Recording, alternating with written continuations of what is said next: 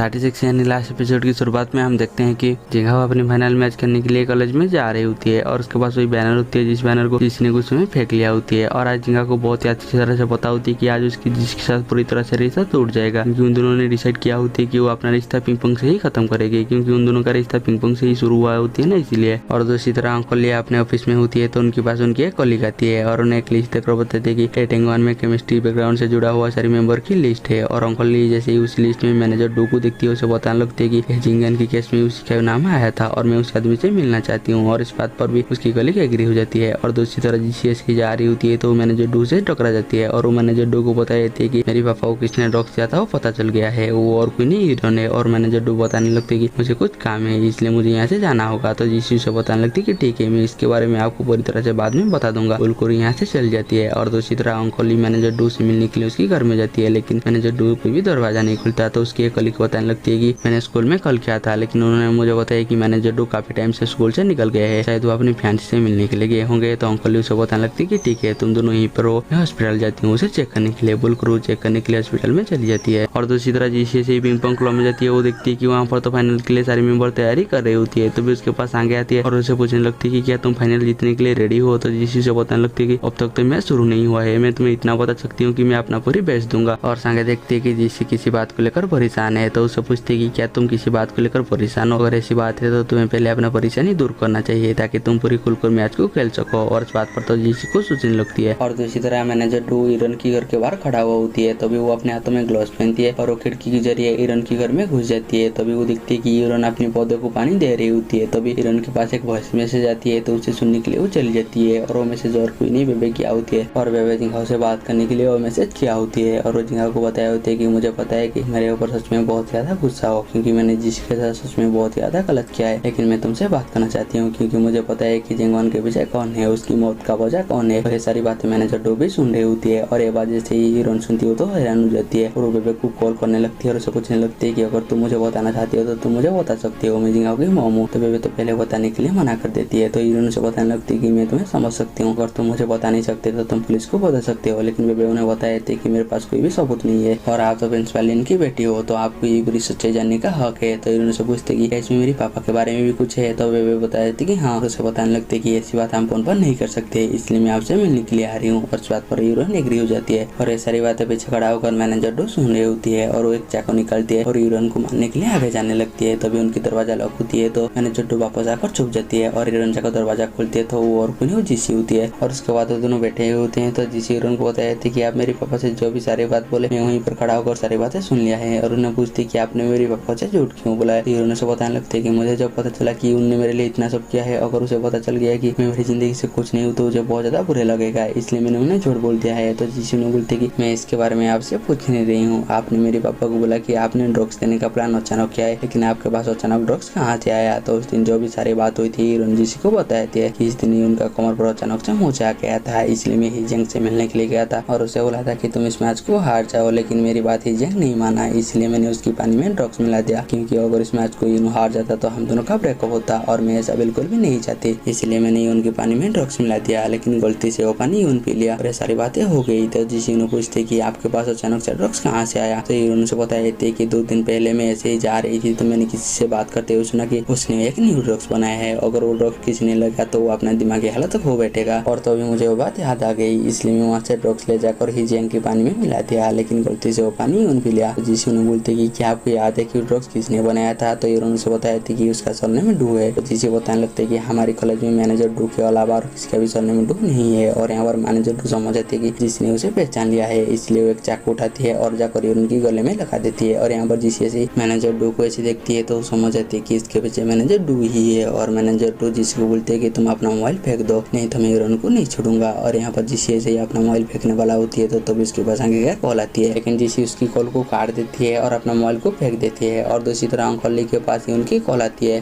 Uncle ली को बताया थी कि 20 साल पहले मुझे ड्रग्स देने वाला और कोई नहीं हीरोइन है। और यहाँ पर अंकल ली हीरोइन को कॉल करते हैं, लेकिन हीरोइन उसकी कॉल नहीं उठाया था तो जिंगा को कॉल करती है। और यहाँ पर जिंगा को बताने लगती है कि तुम्हारी मॉम से बात करना चाहती हूँ, क्या तुम तुम्हारी मॉम से बात करा सकते हो। तो जिंगा बताया थी कि ठीक है, मैं आपको उनसे बात कराती हूँ। और उसके बाद जिंगा अपनी मॉम के घर की तरह जाने लगती है। और दूसरी तरह मैनेजर डू उन दोनों को बांध लिया होती है और हीरोइन को बताने लगती है कि ये सब तुम्हारी वजह से हुआ है, अगर तुम 20 साल पहले वो ड्रग्स नहीं लेती तो इसके बारे में किसको पता नहीं चलता और तुम्हारी वजह से ही 20 साल तो कोमा में है बोलकर उसे गुस्से में एक मुक्का मार देती है। तो उसकी सर जाकर एक टेबल में पटकती है और वो जमीन में गिर जाती है और उसकी सर से खून निकलने लगती है और जिसी जाकर उसे रोकने की कोशिश करती है तो मैनेजर 2 से भी धक्का दे देती है। तो जिसी जाकर एक टेबल में पटकती है तो वो देखती है कि वहाँ पर एक चाकू रखा हुआ है। तो जिसी छुपके से वो चाकू छुपा लेती है। तभी उनकी दरवाजा में लॉक होती है। तो मैनेजर 2 जिसके पीछे एक चाकू रखती है और उसे बोलती है कि तुम जाकर दरवाजा खोलो और जाकर जिसी ऐसे दरवाजा खुलती है वो देखती है कि यहाँ पर और कोई नहीं बेबे है। तो जिसी बेबे को इशारा करती है कि तुम यहाँ से भाग जाओ, लेकिन बेबे को समझने से पहले ही मैनेजर 2 भी उसे पकड़ लेती है और उसे अंदर लेकर आती है और उन दोनों को बांध लेती है और हिरन को छुपाने के लिए उसे अंदर लेकर चल जाती है। और यहाँ पर जिसी बेबे को बताने लगती है कि मेरे पास एक चाकू है, मैं तुम्हारी रस्सियाँ काट रही हूँ, तुम यहाँ से भाग जाना और पुलिस को इसके बारे में बता देना। और इस बात पर बेबे एग्री हो जाती है। तभी उनके पास मैनेजर 2 आ जाती है और बेबे को बताने लगती है कि कल न्यूज में ये आएगा तुम जनवे से बदला लेने के लिए उसकी छोटा भाई से गैर कानूनी काम करा रहे हो बोलकर उसके पास जो रॉ मटेरियल होती है और बेबे के ऊपर गिराने लगती है। और जिसी उसे रोकने की कोशिश करती है तो मैनेजर 2 को बहुत ज्यादा गुस्सा आती है और जिसके पास है उसे बताने लगती है कि पहले तुम्हारी मुंह बंद करना होगा बोलकर जिसी को जैसे चाकू मारने वाला होती है तो बेबे उनकी आगे आ जाती है और वो चाकू बेबे को लग जाती है। तो हमें पता चलती है कि उनके घर के बाहर जिंगा पहुंच गया होती है और वो अपने घर में जाती है और दरवाजा लॉक करती है, लेकिन उसकी माँ दरवाजा नहीं खुलती तो चाबी से दरवाजा खोल लेती है और अंदर आती है तो देखती है कि